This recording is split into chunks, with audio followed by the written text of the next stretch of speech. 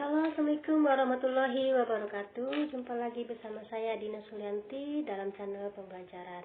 Dalam video kali ini saya akan membahas bagaimana caranya seorang siswa menyerahkan tugasnya pada classroom.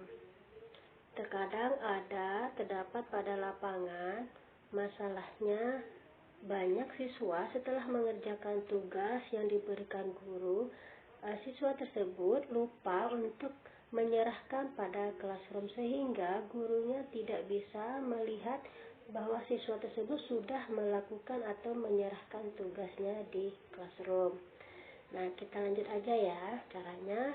Pertama, seperti biasa kita masuk dulu ke classroom seperti sesuai jadwal yang sudah diberikan oleh gurumu. Kita masuk.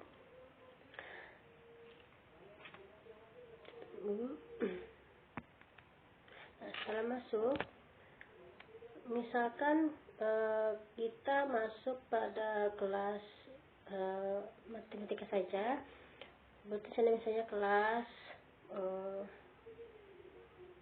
7A, 7B, 8A, 8B, kelas 9. Saya misalkan saja kelas 8 ya, kelas 8 saja. Saya contohkan masuk ke kelas 8. Di sini ada fitur forum, tugas kelas, dan anggota. Di fitur forum pasti akan terdapat atau Anda akan membaca informasi-informasi yang terdapat pada classroom pada hari tersebut atau sudah hari yang berlalu.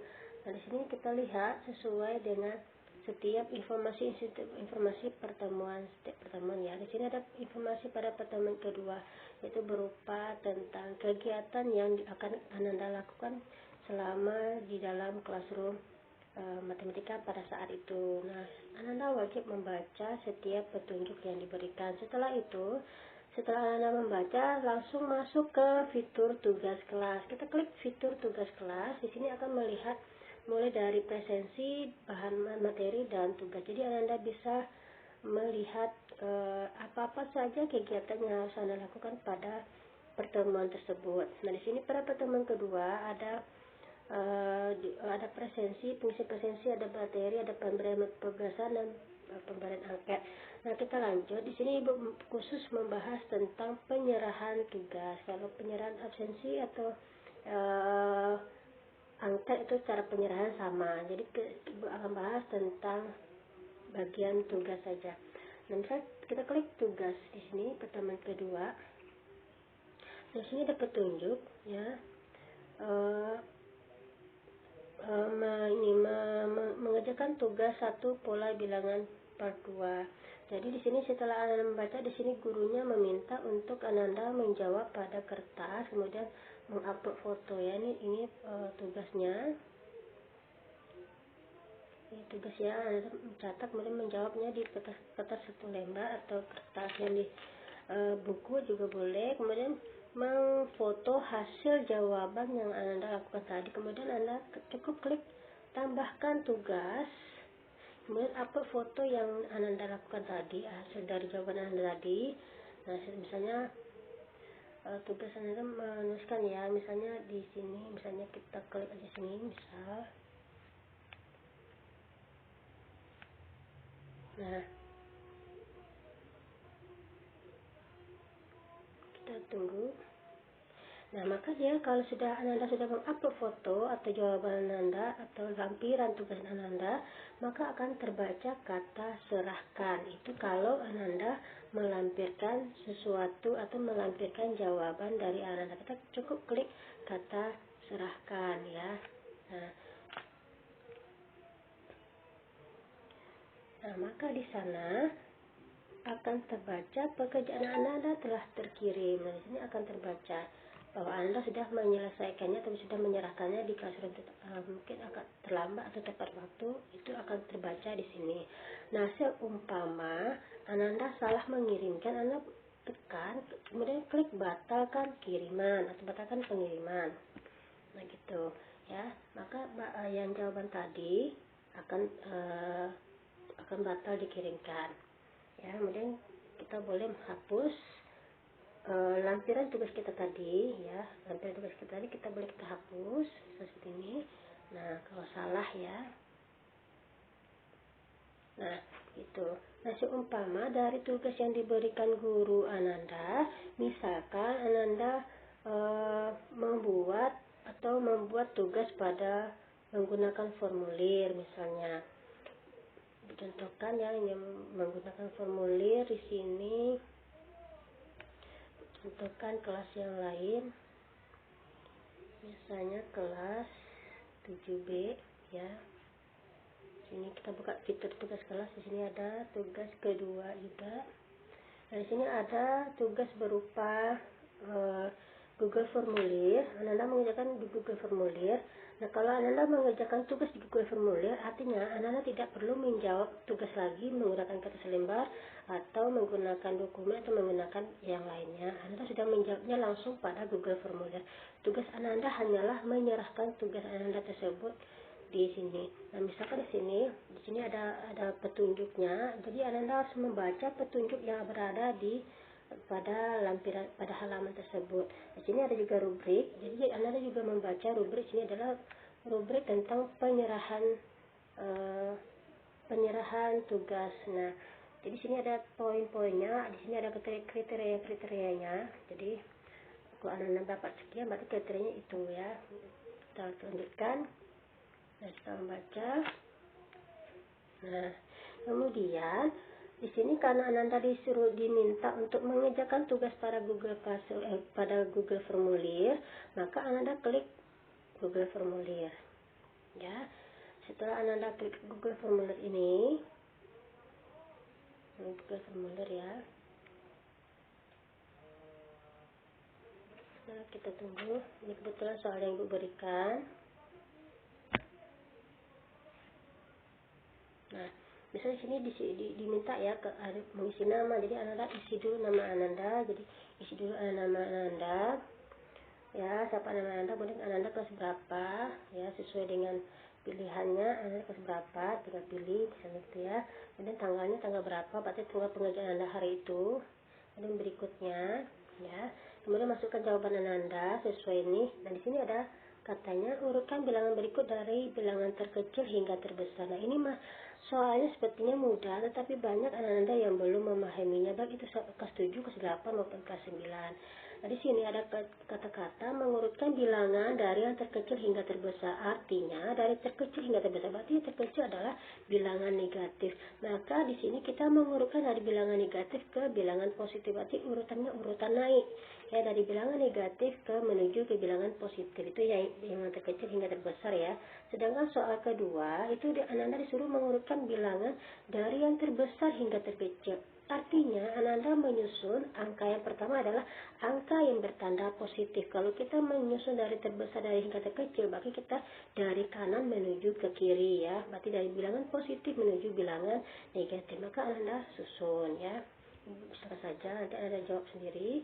Nah, di sini ada soal membandingkan. Nah, Ananda banyak salah untuk menjawab soal ini. Padahal soal ini gampang sekali.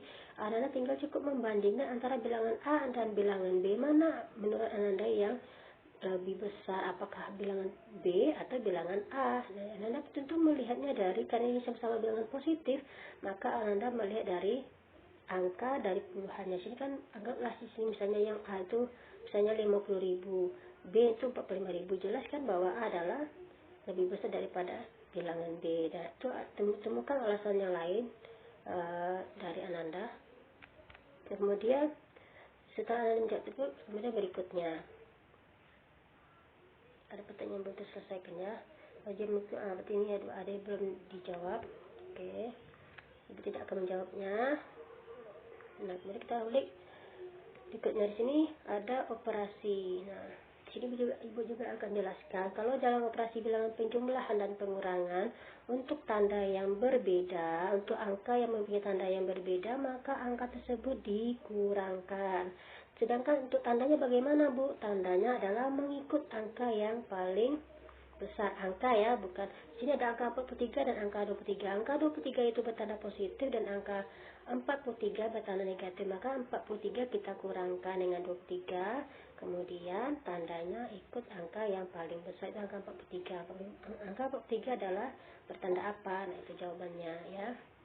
Dan misalkan ya, Kemudian lanjut soal yang kedua. Soal kedua diminta adalah, Anda boleh pakai klik tanda ini.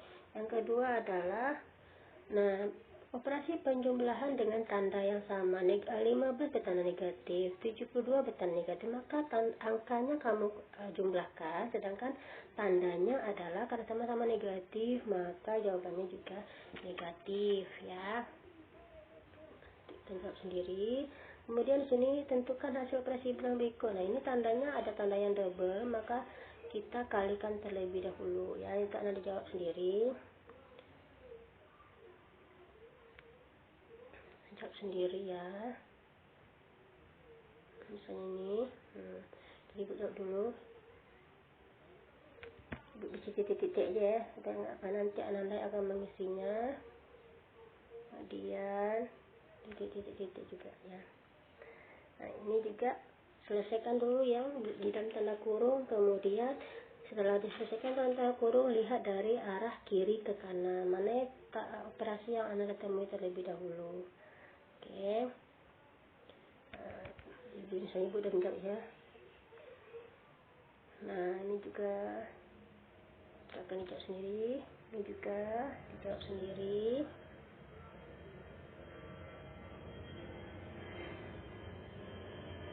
Ya. Kemudian, setelah kita menjawab semua soalnya, kemudian kita harus mengklik kata kirim. Kata kirimnya di sini, Anda akan membaca seperti yang dijelaskan tadi di Classroom, bahwa Anda akan mendapatkan petunjuk dari setelah Anda mengirim. Nah, inilah petunjuk yang diperoleh. Nah, Anda men-screenshot halaman jawaban dari yang Anda lakukan, screenshot. Nah, kalau guru Ananda atau guru Anda tidak meminta untuk men-screenshot, maka Anda kembali ke Classroom-nya dengan cara bagaimana? Dengan cara klik di bawah layar HP Anda itu ada tanda yang seperti persegi, ada lingkaran, ada segitiga yang terbalik. Maka klik tanda segitiga tersebut. Ya. Maka Ananda akan kembali secara otomatis kembali ke Classroom. Nah, tugas Ananda berikutnya apa? Nah, tugasnya berikutnya adalah setelah mengirimkan tugas adalah mengklik kata serahkan atau tandai sebagai selesai. Nah, tadi seperti Ibu bilang tadi, jika guru Ananda tidak meminta bukti screenshot atau bukti yang lain, karena Ananda mengerjakan soal di Google Formulir, berarti kan jawaban Anda sudah terkirim secara otomatis di Google Formulir dan tersimpan di drive guru Ananda.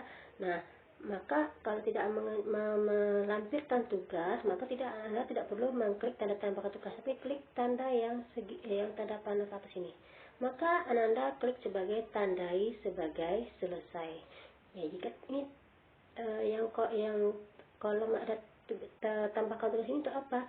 Jika Ananda disuruh melampirkan jawaban atau bukti, Ananda wajib klik kata tambahkan tugas ini. Nah, kalau tidak melampirkan bukti atau jawaban, maka Anda cukup klik tandai sebagai selesai. Nah, klik tandai sebagai selesai.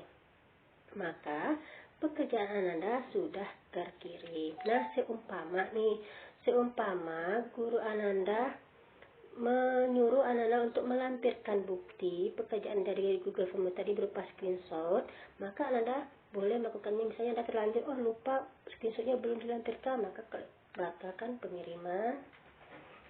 Nah, kita kembali lagi. Ini kan ada, klik tambahkan tugas. Anda upload atau unggah foto screenshot tadi. Ini screenshot. Sudah screenshotnya. Kemudian kita tunggu sejenak.